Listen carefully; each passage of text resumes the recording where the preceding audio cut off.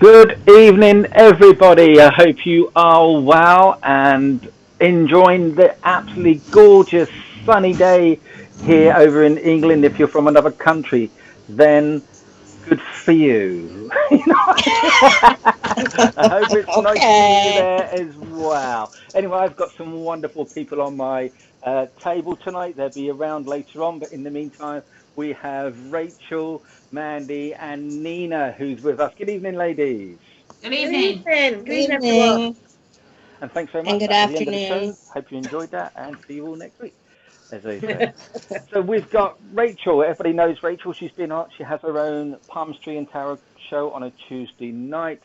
So we don't need to ask her how she is and what she's doing. We already know that information. We've met the lovely Nina before. She's been on a couple of times now. But one person we have not met yet, and that's Mandy. Hi, Mandy. Hello, everybody. So tell us about yourself, Mandy. Hello, my name is Mandy Thanks Paul. very much. Moving on. Now, I'm I'm a spiritual medium and a healer, and I have a lovely little ice cream shop called Hudson's. I make homemade ice cream, and also an out-of-body experience facilitator. Also, Ooh, I can see a subject coming on to that. okay. Come on, Nina, let's remind people who you are for our I'm Nina newbies. Roberts. I'm a medium and tarot reader. I'm also an author of a book called It's Not All Love and Light, if you can see that. It's about the not so good things that happen when you've been a medium for many, many, many, many years, because I've been a medium for 36 years. And I live in England near Lincolnshire. Lincoln. That's Sounds like me. you're on a game show then. I'm Nina from Lincolnshire. I'm from Lincoln, yeah. And obviously, of course, we've got to ask Rachel. It's only fair. Okay. No, hi, I'm Rachel. I've been reading poems for since I was 15, so 35 years now, because I'm 49, right? 35, whatever. So, I am on here bi-weekly, or as you guys say, fortnightly, and I will be on not this coming week, but the following week, and I air Tuesday nights at 10:30 UK time. And I am a certified RMT Reiki Master Teacher, and I also read Oracle, Lenormand, and Tarot cards. Hi, that's me. Thanks for that, Rachel. Well, I've got some hellos. We've got quite a few on, so thanks very much for joining us. We have our Holly Johnson, who is with us here. Good Hi, evening, Holly. Holly. Hi, Holly. We have Christine Davies as well, who's here. Hi, Christine. Christine. Christine. And Stacey as well. We've got who's in. Stacey's in the house, as they say. Hi, Stacey. Hello, Stacey. And we have Heidi Spicer, the lovely Hi, Heidi Spicer. Hello, Heidi. She's Hello, very Heidi. naughty. Heidi is, so we have a naughty step. She keeps it warm for everybody. She's always on there. So I don't know how it all came about, but there you go. If we got one Christine, we're always going to get another Christine. So hello to Christine Murray. Hi, Good Christine. evening to Hi, you. Christine. Have Hazel also listening. Hi, Hazel. Hello, Hello, Hazel. Hazel. And we have our wonderful Veronica Jenkins with a new Right, show. She's going to have her own new show very soon on our channel. Lovely. And it's She her deserves first. It. Very well deserved. Yes, definitely. I totally agree with you there. And her first ever show, her first ever guest, I should say, is going to be Gwen Akora, Oh, Derek's wife. Derek's wife. Yeah. She's going to be our first guest for our new chat show. We have the lovely Mary Dixie, Hi, Mary. Hi, Mary. Becca. Becca. Becca. I'm going to go really quick now. Shelley. Hi, Shelley. Hi. Our Alison is here as well. Who else have we got coming on? We've got Letitia. Letitia, hi. What a lovely name. Kelly, the lovely Kelly. She does a lot of hand carvings, you know. She burns the wood, does the hand carving. Makes rune stones and things. Very, very good. Very, very, very clever. Our lovely Marcus, who's our TV. Cheryl. Hi, Cheryl. You okay? Hi, Hello, Cheryl. And we have Mandy on Facebook. who's watching. I'm Andy. Hi, Mandy. And we also have Christella. I can hear Oh, myself. Oh, is that you, Mandy? You haven't got your headphones on. Pardon? Headphones. Headphones. Okay. Yeah, I forgot to tell her, everyone. So this is what happens behind the scenes. Well, so who else? We've got Benny. Oh, just a gentle reminder before we start the show. If you are watching on Facebook, you can come along and join us on YouTube. There is more of a community-based chat there. And so it's youtube.com/Spiritual Psychics TV. You can go on there as well. But we are streaming to YouTube and Facebook at the same time. So who else? We have Carla, who's in as well. Hi, Carla. Hi, Carla. Wendy Watson. Wendy. I'm guessing she's saying g'day. So we've got our lovely G'day. Wendy, who's over in Australia, I believe. That was my very poor attempt of Australian. But I've got 3 sisters living down there, so I'm allowed to get away with it. That's my excuse. We got some gentleman called Ashley Robinson, who's here as well. The lovely Hello, Ashley. Ashley. Hi, Ash. And just to let everybody know, don't forget the Spirit Seekers event is on its way. We have nearly sold out. I think there's only 5 or 6 rooms available now. They've sold out nearly within 2 days of the event going live for the Spirit Seekers event. And there was a small announcement or a little video we've got, which we'll play later on. And we have our wonderful Polly Hana, who's also going to be at our event during trance, along with Rachel. You're going to be there as well, Rachel. Yes, I All the way am. from America. She's coming over for the event. She's mad. You know, only at weekends, but don't tell anyone. We've got Jacqueline. She's from Scotland. Hi, Jacqueline. Hi, Jacqueline. Without going through all the... well, we've got Simon. Hi, Simon. Nice to see you. Hi, Simon. Yvonne Jackson. I'll go through it very quickly. Donna. Jackie. It's like... That's how you... Is it jazz hands? Nikki. Hi, lovely Nikki. How you doing as well? Patricia. Joanne. See, this is how you do it when you're live. You just do it really quick. You know? Just get it over and done with, sort of thing. So anyway, Mandy, you said something which perked my ears up. Uh-oh, her microphone. Oh, we can't hear you on the microphone, Mandy. No, we still can't hear you, I'm afraid. If it's going to cause an issue, just pull it out and we can use it as normal. No. Hello? Can you hear me? Yep, I can also hear myself. Ooh, Okay. Oh, sorry. I down, can't please. get the earphones to work. Can you hear me now? Yeah. Yeah, we can hear you. No problem. The thing being is, I'm an out-of-body facilitator. Basically, I have an ability to carry your consciousness with mine so you can fully experience yours. And I'm able to take you where you need to go, who you need to meet, and where. I'm also I'm a trainee remote viewer with a guy called Joe McGonigal and Paul Smith in America. And I have this ability to find missing people. And it fell upon me a couple of years ago when I found a lady missing in the Bali earthquake through, obviously, remote viewing. So I got invited to go and work with Joe McGonigal in West Virginia at the Monroe Institute. And at that point, I didn't know that it was remote viewing because I'd never heard of remote viewing until that time. And so since then, it's been a bit of a roller coaster. But the fact is, with the out-of-body experience, it came upon me about 8 years ago.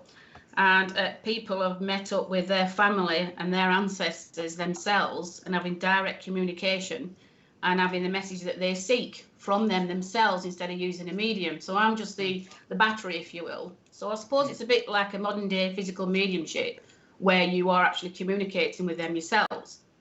Now, I've had a gentleman approach me in Arizona called Craig Mahan, who's got a couple of episodes, well, 5 episodes of Life to the Afterlife on Amazon Prime. and he wanted me to be in his 5th documentary. But when we did the remote narrative in this country, I had a guy that came and did the filming. He did all the narrative, but obviously with the COVID and such, we couldn't actually fly to go to Arizona to do the other part, because he wants to experience it for himself. So I put it upon myself to give people this opportunity, this experience, and I've had several testimonials from people all over the world, and they're prepared to talk about their experiences on the documentary. So the thing being with that is, this gentleman from Florida said to me, the feeling that he got, he said, have you watched the film Contact? And I said, no, I've not watched the film Contact. So I decided to look for this film. So obviously it's Jodie Foster. I don't know if anybody's watched it, but I'm able to do what she did in the film, but consciously. So you're not unconscious, and it's all to do with frequency.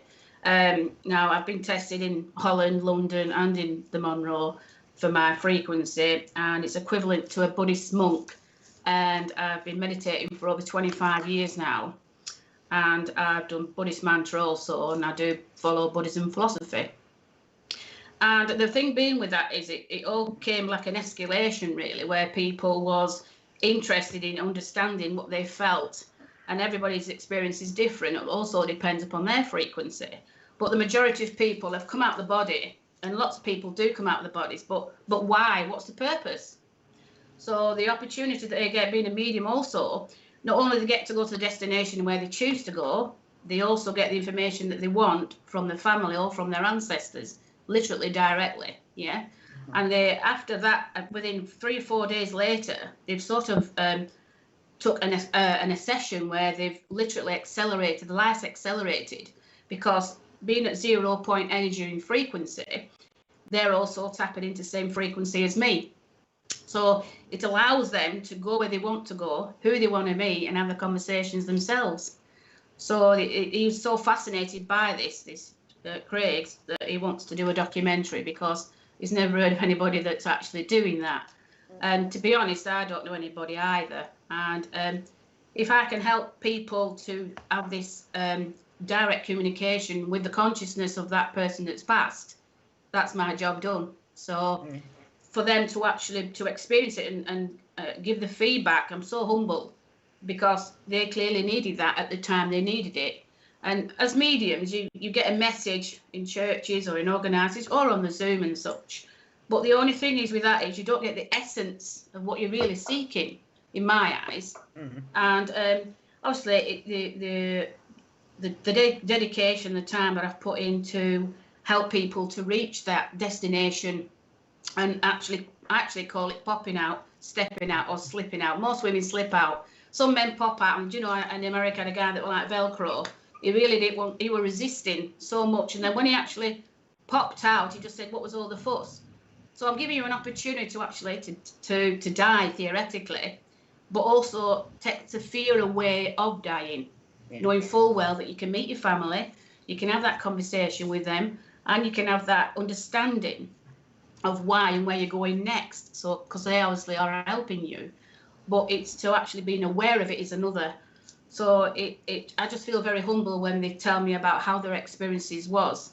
This one lady in down south, I think she's in Bournemouth somewhere, stated in a testimonial, she just couldn't believe that she was swimming in the sea with her family, and she saw this submarine, and she could even see the divots on the side of this submarine, and she felt it. She could just touch it, she could feel it, she could feel the sea, the sensation, the smells, and everything. And this is what I'm just blown away with it myself. So there's lots of people that's had, obviously, that's the healing aspect also. There's this one gentleman in Italy who, bless him, he'd lost his son in a car accident, and he felt guilty because he was driving the car at the time, and he just wanted to have that connection with him again because he felt so guilty. Anyway, the first time he tried, he resisted because he didn't know what his son would think about him having this out-of-body experience. So we did it again, and the second time he not only met up with his son, but he also met up with his father. So obviously there was something necessary to meet his father, knowing full well his son's with his dad. So that was necessary for him at that time. So you see, when you have messages like you say from mediums, and no offence to mediumship, because it is a healing aspect in all the ways that you look at it. but also to have that direct communication to me is just a miracle for me. I find it a miracle that they've got what they needed when they needed it at the time that was necessary. So Mandy, you know, can I ask a question? Yeah. Does the person having the therapy, what you do, whatever, they need out of body? Okay. Are they generally spiritually aware before they come to you, or does it total skeptics will happen to? I'm not anybody. I get people from all walks of life and all different. Some people I have also done it with mediums, but also people who aren't mediums, or or healers or anything else like that. They've just been drawn to me for the reason that they clearly need it at that time. Like the gentleman was put on from Italy was put on by a gentleman in America. He said, "You need to speak to Mandy. I'll get you your connection." So, and that was that. And he wrote a lovely testimonial about his experience, and that's what I was offering for them to do that. So yeah, it's everybody has. A lot of people do have out of body experiences, but what's the purpose in my eyes? We can see yourself floating above his body, and then what? Do you know what I mean? For you to actually experience the connection with family is another, and that's. I don't know if you've ever heard of the Monroe Institute, because they do a fantastic program there called HemiSync, and it's called the Gateway Program. Now the Gateway Program, it brings both hemispheres into sync. So literally, by being in sync, you can literally. I've been popping out of my body since I was 13. But like I said, at 13, to see yourself laying there on the bed, which is fair enough, but why? And then what is the purpose? Mm-hmm. So you think maybe it could be with trauma, or it could be with this, or it could be with that. But the fact is that you can actually come out, described in detail where you've been, who've you met, and what was being said to each other. Yes. So to me, it's just a blessing for all concerned, really. And somebody people say, "How long do I need?" I said, "Well, it depends how long you want to have a conversation with. I mean, what is time? There is no time on the other side, Okay, I've got another question. I'm intrigued. Has anybody met up with somebody they really wouldn't preferred not to, but needed to for self-healing? Well, there was this one lady met up with her father who abused her as a child. Mm-hmm. And she didn't expect to meet up with him, but clearly there was a reason for that. And it was quite a time with her, to be fair. She remembers everything that was said. And she then, when she'd finished having this conversation with her father at the beach that she met him at, she could see herself going from one end of the universe to the other, and then to the core of the earth. That's what she described it as. Mm-hmm. Now, she clearly didn't need... She didn't know that she was going to meet up with him, but clearly that was needed at that time. Now, if it had been 5 years earlier, or 5 minutes earlier, or maybe an hour earlier, it might not have been that person. So it's the consciousness that chooses you, not necessarily you choosing the consciousness. Yes, because like you say, when you pass over, usually your family meet you that you recognise. Yeah, but sometimes you meet up with ancestors. They know you, but you don't know them. I just find it very intriguing. So I've had personal experience, obviously been a medium for many, many years. So I've had personal experiences. And out of body, watching your body. But some I've experienced, and lots of people I've worked with experience, is when somebody has a trauma here on the earth, that if you ask them to describe that trauma, they describe it as watching it, not describing it as having it. If you think about it, say if somebody's been in a car accident, they will describe the car came from the front and hit us and hit our car from here, not from the car came at me. They always describe it as they're watching rather than experiencing, which I think is a safety valve of the soul. Well, I call it a safety valve. Well, that's a disassociation. That's how science classifies it, at least over here in the U.S., for when people kind of see themselves being involved in a traumatic event, that at that moment they kind of just shut down and the animal brain takes over, and then you disassociate, so you see it as an observer instead of being in the thick of it. Well, they don't see it as an accident they had in any of their lifetime. The meeting up with that person and the destination that they choose to meet them, for the conversation that needs to be said there and then. So they don't really talk about anything to do with trauma, any accidents, how they died, or why they died. No, just having that connection like you would if you were given a message.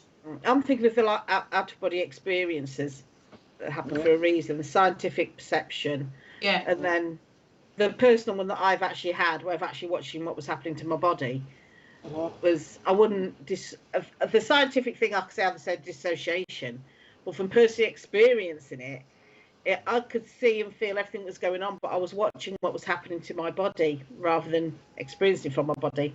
I could come into your room right now and stand outside of you. You're more than welcome. You might want to See, this is what happens. They actually then come into your room then and take you with me.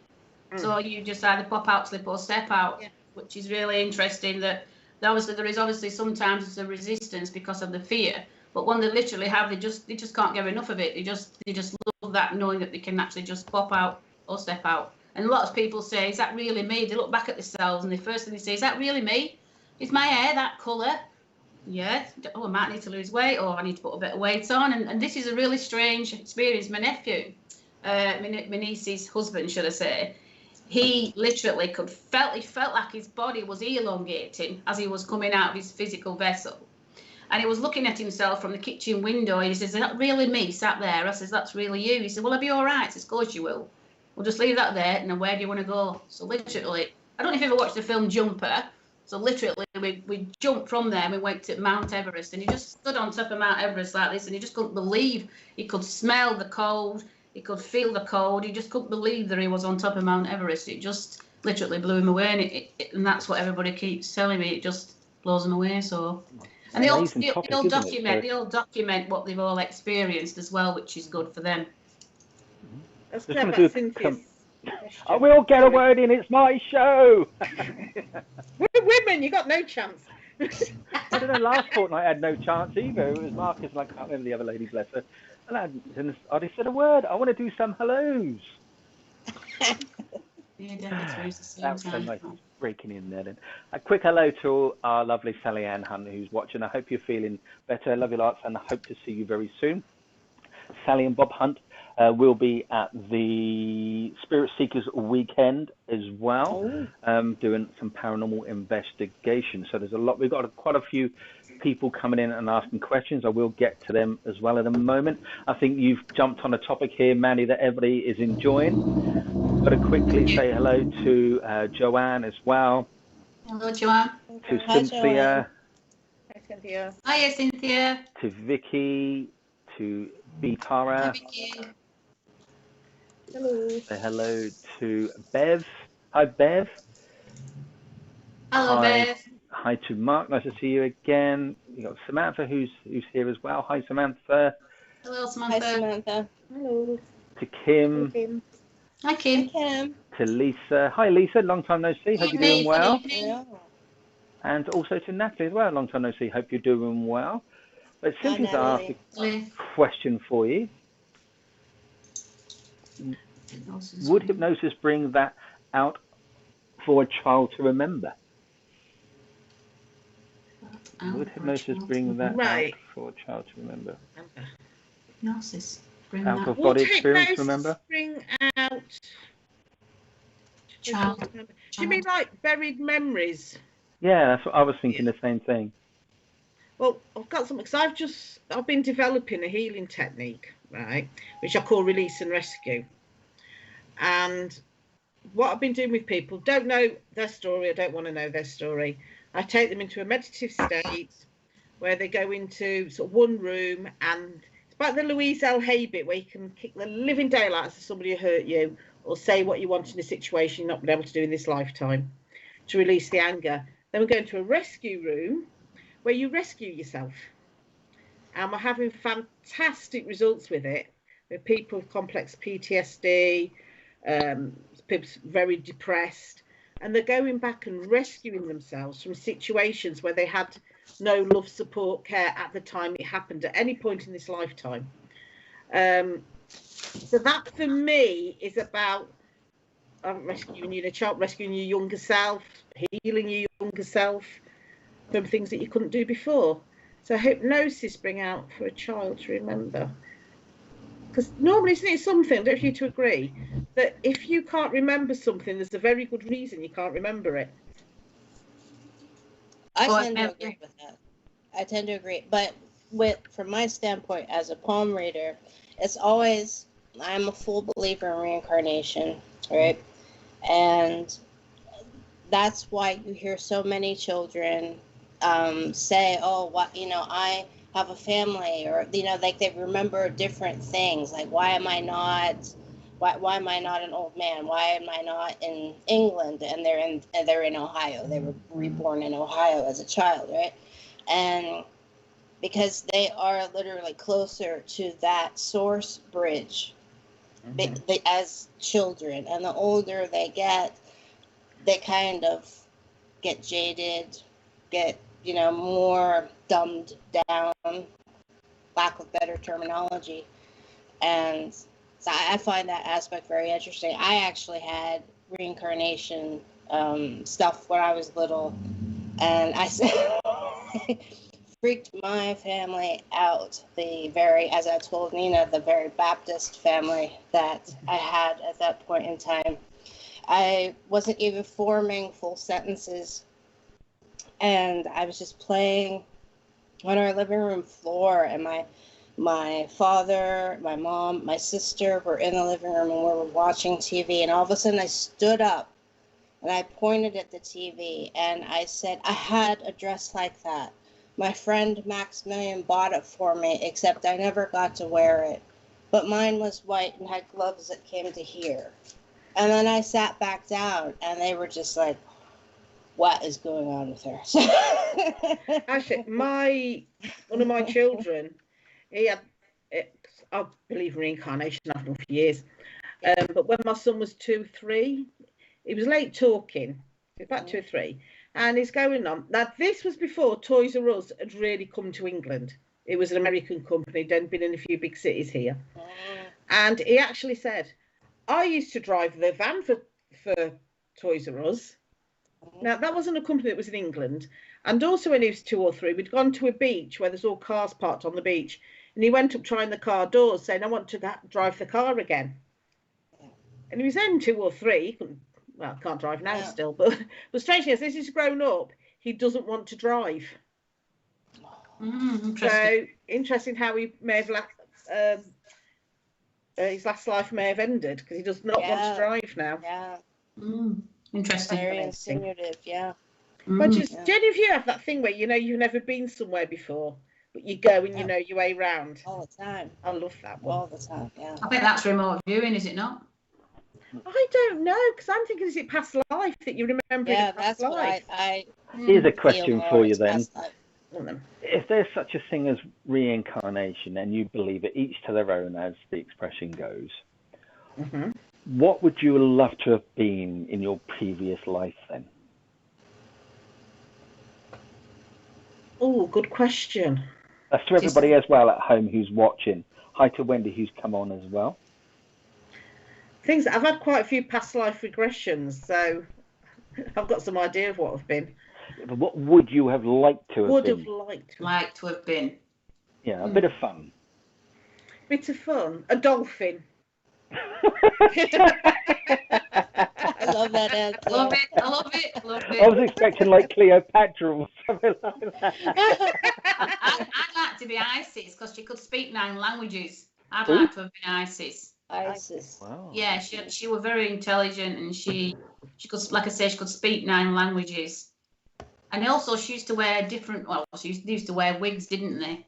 They never had much hair, but they wore wigs. But the fact that she knew quite a lot for such a young age, I mean, I think she got married or something at 27. They only lived till they were in their early 30s, didn't they? So they'd lived their life before they'd actually, started, if you will. So I think that I would like to be an Isis. Rachel, how about you? Like to be? Who would I like to be? Well, I can't remember her name at the moment.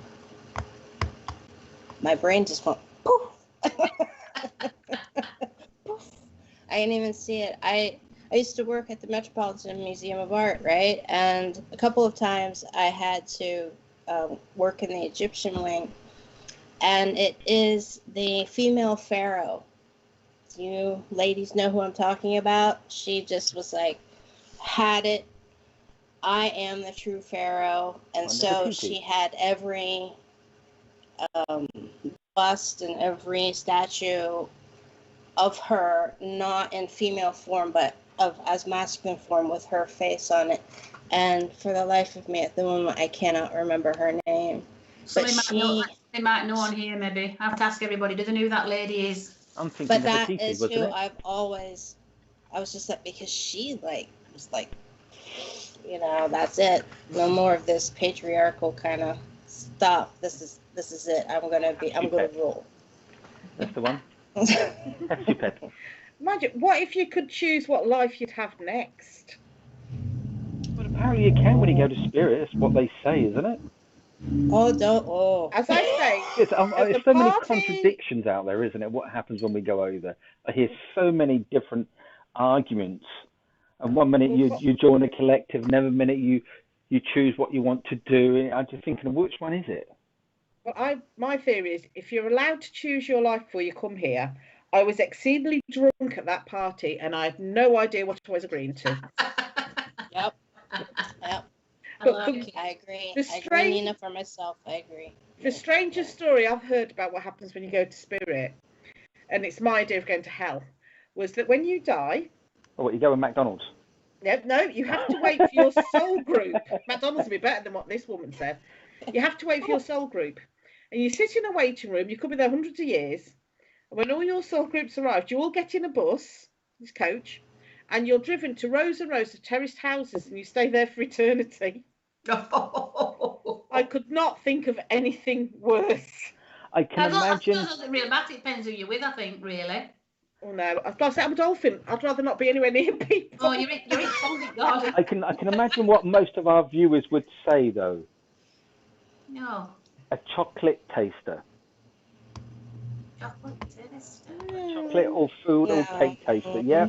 They talk about food. So, and most of it's about chocolate and cake. So if they can come back, it'll probably be a chocolate taster. I Googled it. Oh, who is it? That's her Hatshepsut. I just said that to you. That's it. Who is it? Hatshepsut. That's how no one listens to me. I did say that. Did I say that, everybody at home? I did say that, yes. Yeah, we'll probably talk It's related to ISIS. I need to bring more men on this show with me so I can actually have someone to fight with me. All right, yes. So here's a question for you, another question for everybody. Also, we get a lot of Egyptologists and the history books all saying that Egypt was like 2,000 to 3,000 years old. Personally, I think it's about between 12 and 14,000 years old. What's your views on the dates on that? Hi, Cheryl. And hi to Ina. I think that they were actually aliens when they came to the Earth. I think we're evolved from aliens, because if you think back, like I said, they was all bald, yes, and they always show you when these aliens have more fingers and such things. I feel that the Egyptians was actually aliens that came here, and we just evolved from them. Well, they do say, don't they, that if you believe in the Anunnaki and the Sumerian religion, that two brothers, Enki and Henti or something like that, I can't remember. Enlil. Is it? Thank you. Came down to Earth and created man to be, better words, slaves, to mine gold for them, and then left us on here because we grew a conscience or grew a mind to do what we wanted to do, and we fought back, apparently. But one of the brothers was all for keeping humankind kind of numb and dumb, so to speak. Whereas the other one, which I think that's Enki, isn't it? That's always has like a fish, portrayed as a fish, having a fish tail and all this other stuff. He was the one who was more about giving us a conscience and giving us empathy and trying to give us a type of spirituality to kind of let us become who we could possibly become, whereas the other one, Enlil, was like, you're just gonna mine for gold, that's it. Mind you, if you look at mankind now, you can see the split. Can. Well, come on, we can't just say mankind anymore. Womankind. Come Okay. on, no power. You got to say females, cross-gender, and not unknown, That's and all the one. sorts nowadays. Human race. The human race, you can see the split. Yes. And the Soon interesting it'll thing, be, don't forget the aliens. that's what I was going to say, the aliens. No, The first you Mandy, need on there would when be, you were talking about the aliens and everything, and even Richard, you were, that's the whole thing about Akhenaten and Nefertiti and King Tut and all that. Akhenaten, they say that he ordered everybody to, whenever they would do the hieroglyphics, to resemble him as a pharaoh and the bust and everything. And he's the one with the very elongated head, the elongated and skinny face and stuff. That he had them portray him to what he really looked like. Whereas all the other pharaohs had people, kind of enhance things like anybody in royalty would, right? But the thing is that he was the one that, as you probably know, rearranged the whole Egyptian religion so that instead of having multiple hundreds of different gods and goddesses, everything was supposed to be down to one god, which was Aten. And that didn't go well, needless to say, which is why they tried to erase him from history by literally carving and chiseling him out of everything, out of history. And they say that he was one of the aliens. He was of alien descent. So I find it really interesting that also King Tut, being a son of Akhenaten, that everything that happened to him, and as we could just go like down and down and down. Didn't they find a tomb a few years back, which was so large that they couldn't even fathom how they got it down there, and they can't open the lid or something, and the Egyptian government is saying, no way, that's staying there, you're not touching it. Well, there are also levels underneath the Sphinx that everybody knows about, and the Egyptian government is like, we don't know what you're talking about. It doesn't exist. It doesn't exist. But that's where Edgar Cayce said that the remnants of the library at Alexandria would be, that all of that knowledge of what and how the pyramids were built would be under like catacomb-like structures underneath the Sphinx. But they have really tightened it down. Sorry, but they found pyramids, didn't they, on Mars? Mm-hmm. So I'm going to the remote view on Mars, and they've seen pyramids on there. Well, And also in Antarctica. Yeah. Yeah. Yeah. Mm-hmm. Can I just ask, Mandy, with your remote view and the way you take people over, do you have, because I know I've come across it in my work, of people who have what I call an alien spirit. It's not from human race as we know it. People like who believe that as starseed well, don't they? Yeah, that come from other races in the universe. The Pleiadians or something? Other realms, you mean? Other realms, yeah. Not the human realm. Say that again, sorry. Not the human realm, but from some other realms. Have you come across that? You're asking where... I'm sorry, guys. Say that, my sister said that. My sister says Rachel is an alien. I love it. Say that again, Nina, sorry. Right, well, I'm asking this because when I've done past life regression with people or those things, we have energies come through, or spirit energy come through, that is not from the human spirit realm as we know it. We've had them from other realms. So it's other consciousnesses, isn't it? It's other frequencies. Other frequencies, It's other frequencies and waves of consciousness that's communicating through your energy system, yeah? Yeah, or the person I'm working with. Yeah, and the thing I think with that is they choose that individual themselves. Yeah, that consciousness is floating around in the universe, which I feel that's what stars and clusters are all actually evolved consciousness. And the thing being with that, it comes through to when it's needed to come through for whom and when. And like you were saying, that somebody like they used to, what do they call that? Not transfiguration. It's not the one. What's that one when they can change into an animal or a wolf? Oh, or the shape-shifting. Shape-shifting, yeah. And I think that's where the shape-shifting situation comes from. Because that person needs to be, say you're in a woods, for example, on your own, and you feel vulnerable that you can become a wolf, yeah?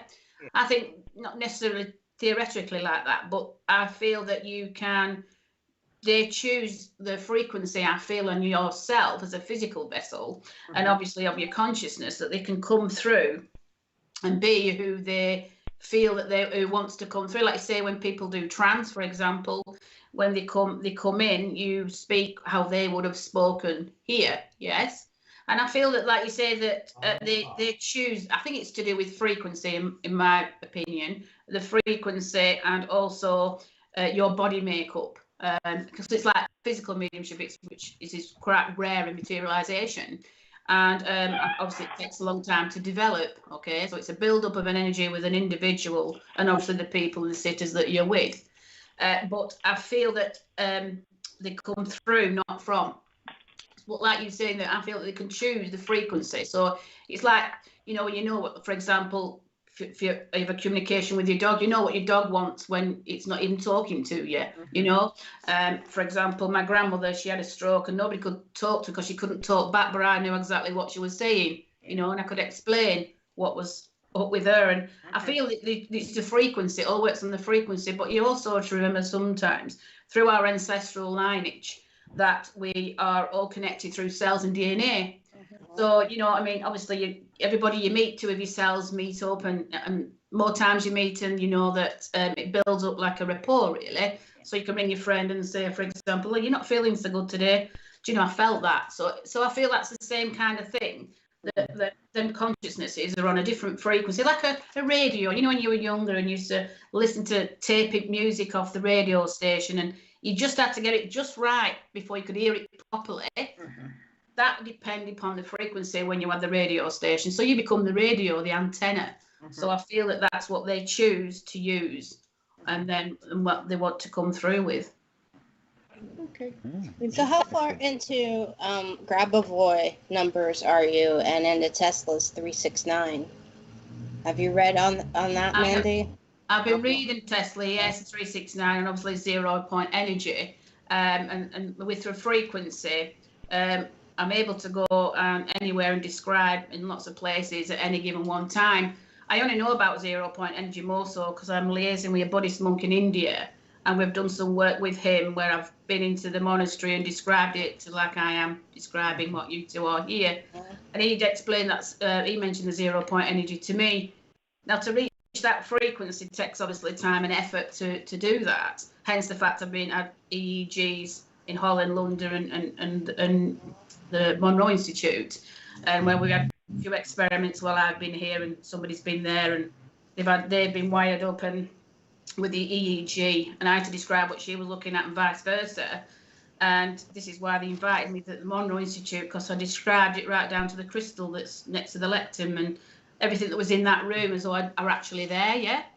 So when they were told this Buddhist monk, all Buddhist monks aspire to reach the 0 point energy, which obviously is dedication. And this is where I'm at the moment. But with frequency, obviously, there's waves that goes with that.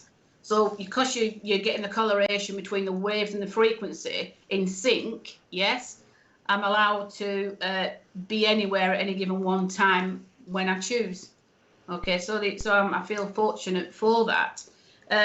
I did the Gateway program at the Monroe some 10 years ago now, and obviously I've been meditating good 15, 16, 17 years prior to that, and meditation initiates where you want to go in your life, but to be honest, the Gateway program amplified it, and hence the fact with the remote viewing 10 years on, and finding that lady in the earthquake, which were a police officer's daughter that were missing, and to be responsible to tell her that she was alive and everything else, where she was, who she was with. I felt like I was in Bali. I mean, I've never been to Bali. And to describe it to the detail that I did, this police officer was mesmerised. So then it went into the Psychic News magazine, and people have been saying to me, you might have bilocated, you might have literally remote viewed that, but I felt I was there, and it was just a natural thing. It just felt very natural to me.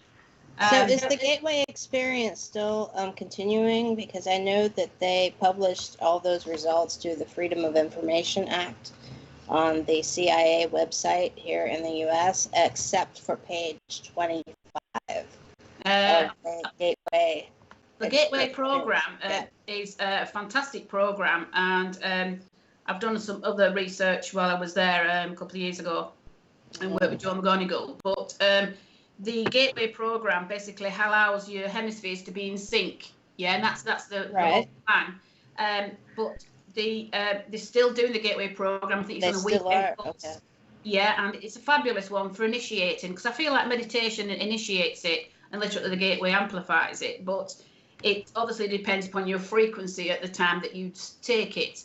But nothing's lost if you take that opportunity. I would definitely recommend it for anybody to take, because it is definitely worth it, the weight in gold, really. I'm not saying it enhanced my mediumship, but it certainly enhanced my remote viewing skill. Can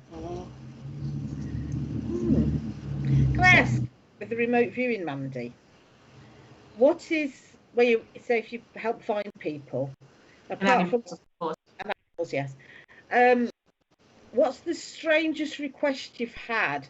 Or has there been a request where somebody wanted somebody found where the person did not want to be found?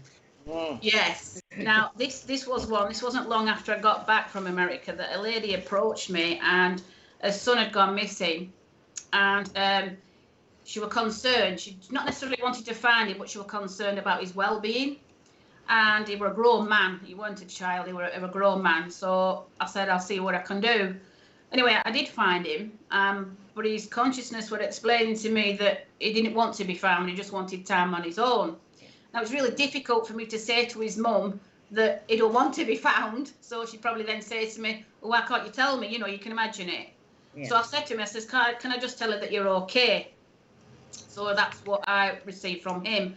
Now, you can imagine it. If I went to, I told her where he was, then she's going to go with the police. He wants to know who's told her, and then it jeopardises myself.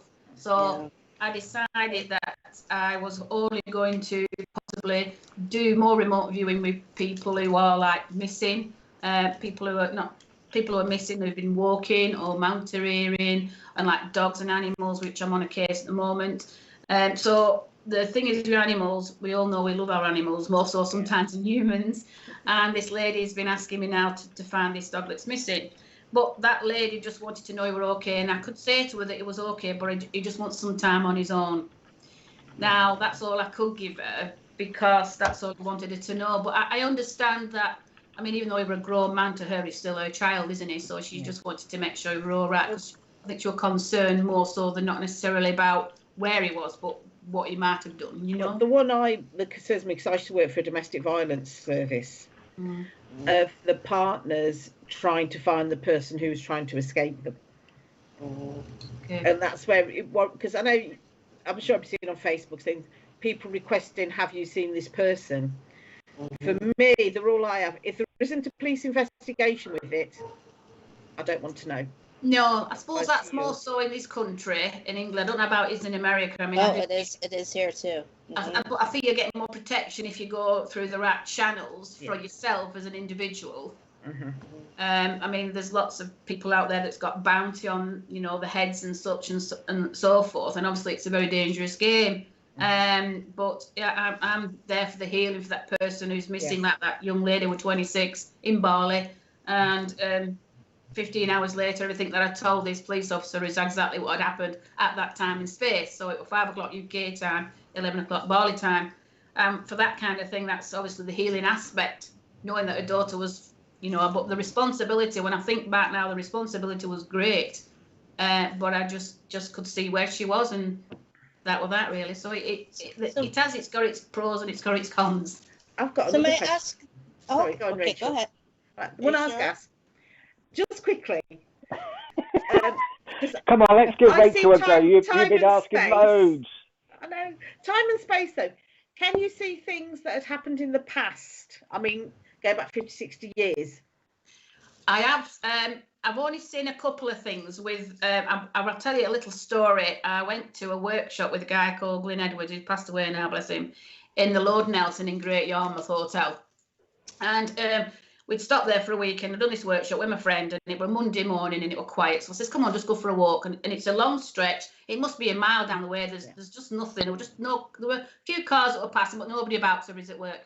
And as we're walking down towards this, we wanted to go on the monument of Lord Nelson. We wanted to see it, and apparently it's built up in an industrial estate. It's not on its own, it's somewhere in an industrial estate. So we set off walking and we're talking, and you could see if anybody were coming or anywhere from a distance. Anyway, we just turned and this guy's walking towards us, and I said, where's he come from? There were no way he could have come from anywhere. You know, he just had been placed there. And as he got closer to us, his clothing was really quite wishy-washy, really. He had really odd shoes on. He had a funny, like tan skin, but it wasn't tan, it was like dirty skin. Short hair. He had one arm and this blouse and top on with pedal pushers on. I mean, it just wasn't. It didn't look like we were from this time. And he had this one arm. We just looked at each other and we said, "He's got one arm." Yes. But the strangest thing was, as he came closer, we both smiled at him. We both looked at each other and said, "You look like Lord Nelson. He's only got one arm." This is what we both said to each other. But when we turned back to look, he wasn't there. Ooh. So the thing being with that is, we just still looked at each other and stood there for a good few minutes, and like just to make sure that we were there. You know, it was one of those moments. She said it must have been Lord Nelson. That's all we just come up with. And when I've been with her a few times, we've seen these same sort of situations. Been on motorway, for example, and there's this Jeep going by with this guy with a bomber jacket on, say from 1940s, on the hard shoulder. Yeah. And he's just going down this road, and we're looking at each other and thinking, there's no registration on there, and there were no glass in front of him, and he was just blank. And I felt like we'd gone into a time bubble at that point, like a warp time, if you will. But we both saw it. So this is an unusual situation. You're always usually on your own when you see these things, or it happens, but never with two, or three or four for that matter. Quick, And, Rachel, get in there. There's a Philadelphia experiment in Great Yarmouth. I don't know if you know about that, but that's something else. But it was really interesting, and there's a few things that's gone on since. So when you think about the remote viewing situation, is it remote viewing, or is it just the perception that you actually have achieved through meditation and guidance from the consciousnesses that are lurking in the ether? Rachel, quick, Rachel, get in there. Rachel, quick. This is not a quick question. This question is, you've written a book, Nina, about the darker side of things that happen, right? The longer you are a medium, and I also, this question applies to both of you ladies, okay? Okay. Because there's so much energy involved, right? This is literally all energy, all frequency work, right? How do you maintain your energy? How do you not just ground, not do earth, do earthing or anything, but what is your go-to self-care to kind of just pull it all back in and feel like ready to go again? For me, so I've been doing this over 36 years, maybe longer. I'm very, very careful who's allowed into my personal space. I have a few close friends who I trust, who I could depend my life on them, and my dogs. And my home is my sanctuary. Very few people are allowed in. Even with this we've done now, I've got some protection around me, so though you can see me, no energy's coming into my house. I'm sure Mandy can manage it. I'm sure I can come in. She already said. I did invite you though, Mandy, to be fair. I'll see you in a while then. Before we And you, Mandy. Pardon? And you. How do you take care of your energies and your... Well, I never protect myself from anything. I don't ground myself. I feel restricted by grounding and protecting to a certain degree. I think the frequency also, it's like magnetism, isn't it? I allow what I need, what we need to allow, I feel, and when it's needed. Yeah, I mean, when you think about, when they talk about energies and they talk about this, that, and other with, you know, they obviously some people talk about the dark stuff and all that kind of thing. That's just fear and that's TV in my eyes. I feel that we're open to everything, elements 24/7, and consciousness is around us 24/7, and you know they nudge you by giving you signs and little bits of things all the time, but it's up to us to be aware of those. So I don't have any preference on protection and so forth. I just, where I feel, I mean, you know yourself, you go into a room with people and there's somebody in that room that you're thinking, I'm not going to talk to her, I don't like her energy. But then if you don't like her energy, you become best friends because they're a reflection of yourself. So it's just because you have that fear and that barrier up, and so you realise then that person is not what you really thought they was until you got to know them. Now my one, I've got to dispute that one, saying like attract like, because what I found, I experience, for me, is that when you're putting a positive energy out there, other people are attracted to it to feed off your energy because they are lacking in something. I've had a lot of experience of that, you know, but I don't, for me, the energy gels or it doesn't. If it doesn't, it's no big deal. It's not meant to at that time. Because I say, it's not that anybody's got a bad energy. It's just your vibration doesn't gel at this time. In a few more years, it might.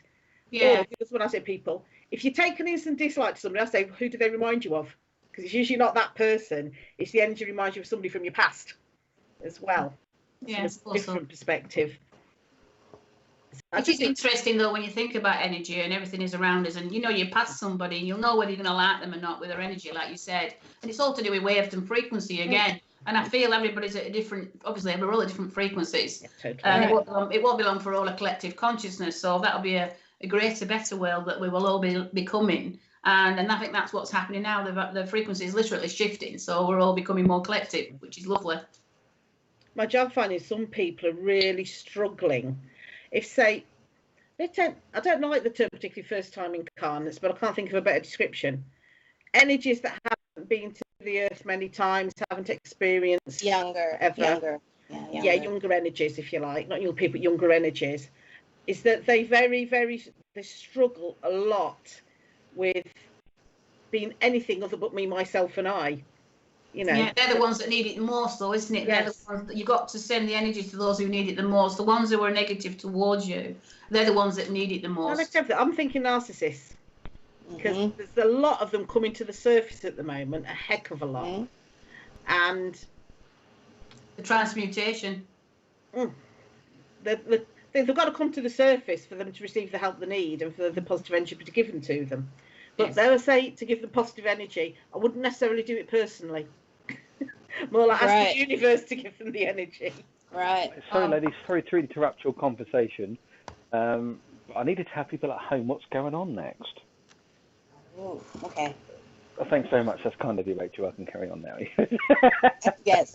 Go ahead, Richard. Go ahead. So from the advert breaks, if you've got any questions for these young free ladies regarding anything, then ask away, and I will pick my favourite questions to put on screen for the last 15 minutes or so. But in the meantime, I will explain what is going on. So tomorrow night at no, that's the wrong one, Richard, you idiot. So tomorrow night we have Jason Goldsworthy, I believe it is tomorrow, CSNU, who's here for a demonstration of mediumship. That's 8 o'clock. And then on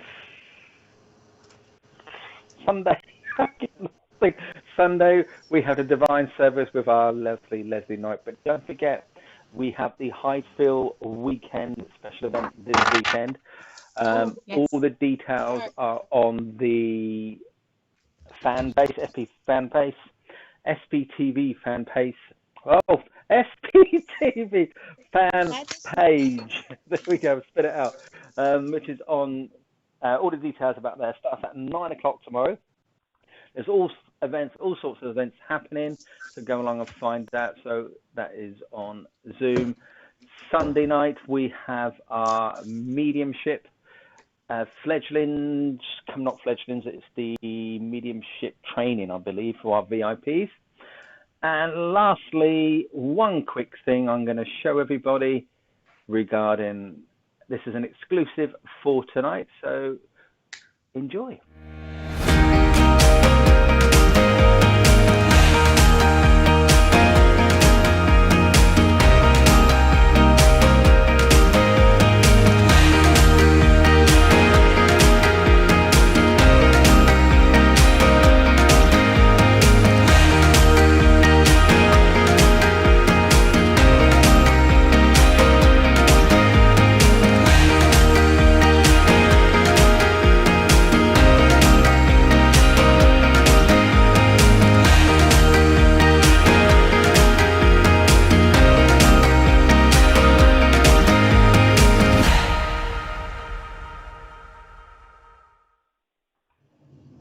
There you go, people. That is our event in March for next year. Don't forget, I think we've only got about 5 or 6 rooms available now. We've nearly sold out within 2 days, 24 hours, or whenever we went live with it. So 2 days, I think it is. So yeah, so that's it. That's what's been going on. 8 o'clock every single night on SBTV. There is a live show, so check out our Facebook page and our YouTube. Please subscribe to our YouTube channel because that's where we do most of our streaming from. Right, let's go to some questions for what we've got here. What have we got? Right, we've got Hazel asking, where can we find information on the Gateway program? You can find the information on the Monroe Institute, either on Facebook or online. It's at www.monroeinstitute.org. And they do it's a weekend program. When I did it, it was 10-week program. Obviously, that's when it just started. But it's the Gateway program. I think they do it in the weekend now. It is available on the website and also, like you say, on the Facebook page that you can connect to it. I feel they're also on Twitter. There's actually an app on your phone that you can download, which is a HemiSync app. They've just started that up, just running recently. So yeah, that's where you can get the information from. They've got various courses and different opportunities that you can take also. So yeah, it's definitely worth a visit. Okay, we've got Catherine saying, once you don't do spiritual work, does it ever leave you? Not in my experience. No, I don't feel my experience either. I think you're also, I think it's a lifetime, it's a journey. I think you have it forever. There's some people choose not to use it, but it's still there. It's like riding a bike, you never forget. No. Okay, well, there's lots of questions coming in. There's obviously people talking about, Richard, I might as well go and have my crumble or something. I do like my crumble. I like my rhubarb crumble and apple crumble. Lots and lots of custard. Apple and pear crumble. Oh, I haven't had that for ages. Bilberry, I like bilberry. Anyway, so don't forget, you can find us on YouTube. That is youtube.com/Spiritual Psychics TV. Hope that helps for those who are asking. Any final words, ladies? Oh, sorry, we got a question just coming from Pamela. I quite like this one. There we go. Question for you, Mandy. Would I be able to learn out of body along with the remote viewing? Sorry, what was that question? Pamela is asking, can anybody learn how to do out-of-body experiences with remote reviewing? Out-of-body experiences and remote viewing, yes, there's lots of there's actually a remote viewing page on Facebook. Joe McGonigal actually does courses at the Monroe Institute for remote viewing, and so yeah, if you go onto the website for the Monroe, you will find him on there. Out-of-body experiences, they usually allow you to have out-of-body experiences through CDs, and which there's many are on internet and such things. But because of the HemiSync basically brings you into unison with your, obviously that's why they call it the HemiSync, because it's hemispheric synchronization, which brings both of your frequencies together allowing you to experience a more blissful experience, but through sound, okay? But they also use the HemiSync program for the remote viewing also. When I did the course 2 years ago in 2019, I didn't expect what I expected. It were 6 10-hour intensive days, and it took me 3 months to work out what had actually gone on when I got back. It was very intensive, very informative, and you can continue with that. There's many groups on Facebook that also do targets and such things, but they're working more on a more of a experience where they give you coordinates and you have to find the target, yes, which is really interesting. But the Monroe Institute have got lots of offers on there if you just want to take a look. Okay, thank you very much. Just one quick comment. Someone's asked about Hydesville. It's on the screen now. It's to join Wimbledon Spiritualist Church for a weekend of celebration to honour modern day spiritualism. So that's the 4th of April from 9 a.m. until Sunday the 5th of April at 6 p.m. They are going to do some demonstration of mediumship, lots of information about history, the pioneers, the Fox sisters, and lots of other events as well. Yet again, go along to either Wimbledon Spiritualist Church website, SPTV's Facebook page, and the SPTV fan page, where you find all the details, what's coming up for those next 2 days. So final comments, ladies. Should we start off with Rachel? Final comment. Was it Amy's birthday on Sunday, is it? Yeah, it's Amy's birthday. On my sister, the one who said I was an alien, who's just. Happy birthday to you. Happy birthday. Nanu. No. I am Mandy? going to choke. So I am. Your last comment is choke. Thanks very much. That's very kind of you. My promise. I'm going to choke. Can you do it live on screen so we can actually broadcast it? And then can you come back from the other side and tell us what it really is like? You know, No, actually, I do have something to say. I mean, I do have something to say. Also, what you're talking about, Mandy, is the gateway, the whole thing, right? The gateway project and all that. That's over like 7,000 pages of Freedom of Information released stuff on the CIA website. So it's open, over 60 years of information that has to do with reincarnation, has to do with parallel dimensions, portals, Tesla's 369, different frequencies, grab-avoid numbers, all that has actually been proven through all these different experiments, and even remote viewing findings are on there that this is all very valid thing. All of it is very, very valid. And so, yeah, I mean, it's not breaking the law or anything. You just look it up. It's something that was called Black Vault, and it was released.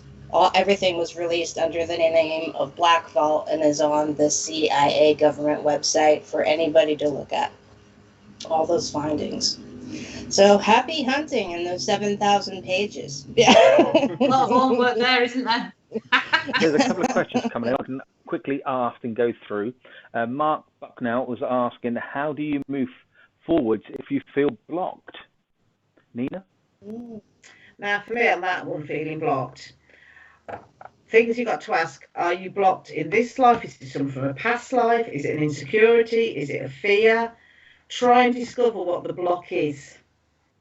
Okay, and it's usually, you may have found that there's somebody come into your life that you're not comfortable with. It doesn't mean something wrong with that person. It's that person or situation you're not comfortable with is holding a mirror up to you.